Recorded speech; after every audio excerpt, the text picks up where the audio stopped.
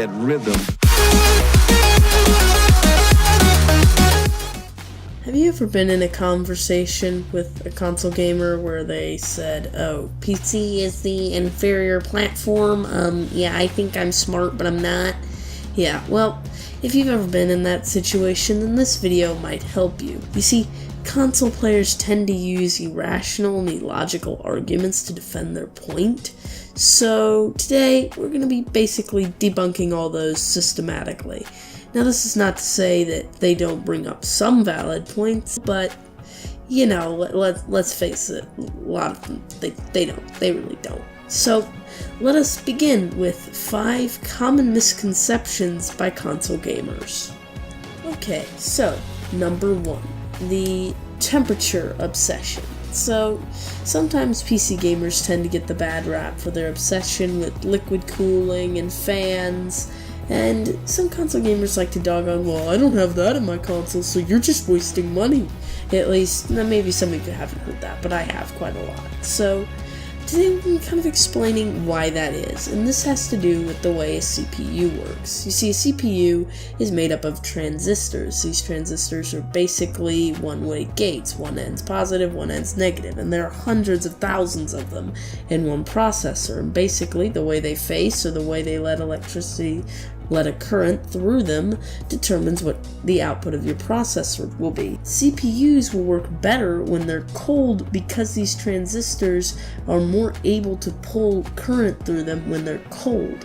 This means that they make less errors and work more efficiently. So, this is why that we love to put those fandangled liquid coolers on top of our CPUs to keep them cool, because we want to squeeze every last ounce of functionality out of that CPU, even when it's performing under very high stress.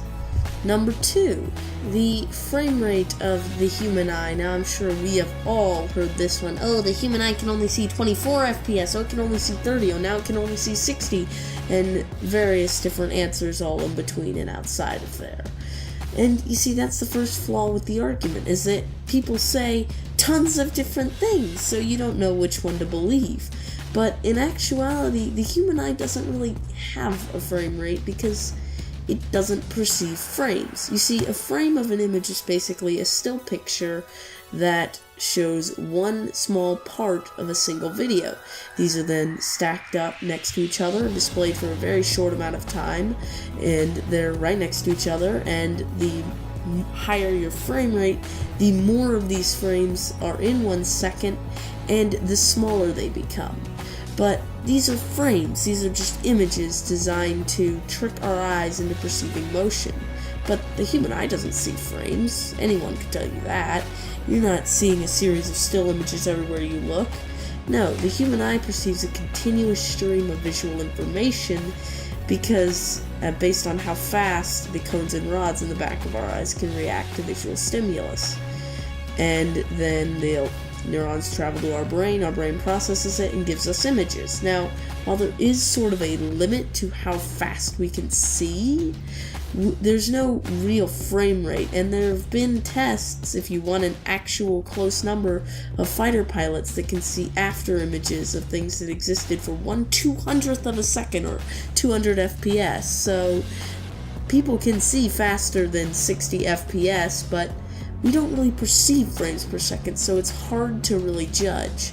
There are also a lot of other factors that go into this, so it kind of depends, and it's not really a set number. So next time somebody tells you that, oh, the human eye has this frames per second, tell them that, well, it really doesn't. So yeah, try thinking about your answer again. Number 3, mods versus hacks. Console players seem to always say, oh, PC's not as good because it has mods on it, and mods ruin the game, they're hacking the game, it takes away all the skill out of the game. But the truth is, what you're talking about is a hack, not a mod. A mod, short for modification, is an alteration where someone, usually a player, takes code of a video game and changes it. Mods may range from small changes and simple tweaks to completely new games made within a video game. This is a definition that I found, I believe, on Google. So this is the actual definition of a mod, and as you can tell, it doesn't really sound like what you're describing. Now, here's what I believe this was dictionary.com gave me for hack. Hack means to devise or modify a computer program, usually skillfully, to circumvent security and break into another server, website, or the like with malicious intent. This clearly does not sound like the same thing. Notice the words there, malicious intent. There's a difference between a hack and a mod. A mod simply adds content to a game, if anyone's ever played Minecraft, there are mods in that. I don't play it anymore, but there are mods, or Skyrim is chock full of them, and they just add weird stuff, like they change the skin on the dragon in Skyrim, or add a sound pack, or just spam wolves everywhere.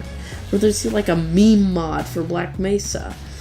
But they don't actually affect the game. Mods are usually used in single-player games so that they don't affect a multiplayer competitive experience, whereas hacks consist of things like aimbots and nuking, which are deliberately designed to give oneself an advantage or to troll other players in a game. And hacks exist just as much on console as they do on PC, so it's not like by switching to console or PC you're going to be circumventing any of those hacks. So, in truth, this is just a false, misunderstood statement. But, as I said, not everybody knows this. Even some PC elitists don't know this. So, just be careful what you say next time. Number 4, Xbox Live and PlayStation Plus are kind of rip-offs. And many console players will disagree with you for various reasons if you ever say this, but the truth is they are.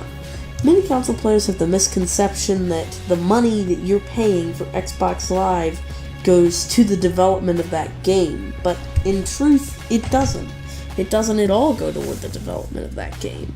Some people say, it goes to GameStop to keep up the servers. It doesn't go to GameStop. It doesn't. I'm sorry. Try again. What you're really doing is just putting money into the pocket of whichever company your console is from. Why? What would make me say such a blasphemous statement? Well, here, let me give you an example. So, many people would know the game Overwatch. I've played it on this channel before. Well, Overwatch's servers are run by Blizzard. And on PC, we don't have to pay a subscription to use the same servers that you console players have to pay a subscription to get onto. But wait, that doesn't make sense. We're using the same servers, we're basically connecting through the same internet, playing the same game. What's the difference? Well, as I said, it's just Microsoft taking your money. They're not hosting the servers, they're just keeping it for themselves. And this is what I hate. I hate this stupid paywall that keeps people from being able to play console with each other. You should never be restricted on what friends you can play with. If you have an internet connection, you should be able to use it. But, of course, most people don't seem to get that. But it is sort of sad, and I almost feel bad for most console players because they have to deal with that. It's just such a miserable experience. So for you guys, I'm kind of sorry. And now for our last and final point, PC crashes more. Well, I'm here to tell you it doesn't. This is an easy one. Just from personal experience, I've had very few games crash on PC, and normally when they do, they're for reasons that aren't related to the fact that it's on PC. They're related to the way the game is coded, which has nothing to do with the platform it's on. Games crash just as much on console as they do on PC, and I've played on both. I spent like 5 years playing on console. I've played on console longer than I've played on PC, and I can tell you that games crash just as often there as they do on PC. This whole concept of, you have to troubleshoot all this, that has never happened to me. So I don't know where this idea is coming from, but in my eyes it's just false, and I don't know why people would promote that. But, in my eyes this whole argument is kind of flawed, because It's like comparing a bicycle to a race car. Now, I know that may sound biased, but let me explain. When you're buying a console, all you're getting is something that can play games. When you're buying a PC, you're getting all the other functionality, like making videos, recording audio, producing music, and developing a game. Heck, just typing documents. You can't do that on a console. And of course, the price tag wars are ongoing, but yet somehow PC still manages to equal out despite all that extra functionality. But as I said, you can't really compare them because they're different things. So this whole argument just doesn't make sense to me. But anyway, guys, that's been it for this video. I know my voice is horrible. I'm kind of down. I'm a little sick, so I'm sorry about that. But I hope that you enjoyed it, and if you like this style of content, make sure to tell me. If you felt like it was a little too, upsetting to you, then feel free to tell me, but, give me a legitimate reason, like, was I too upfront about it, or something like that. And yeah, if you make sure to like it if you like it, tell me what you didn't like if you didn't like, and if you really liked it and like other kind of random gaming / computer related content, make sure to subscribe. And yeah, I will see you guys in the next one. Goodbye.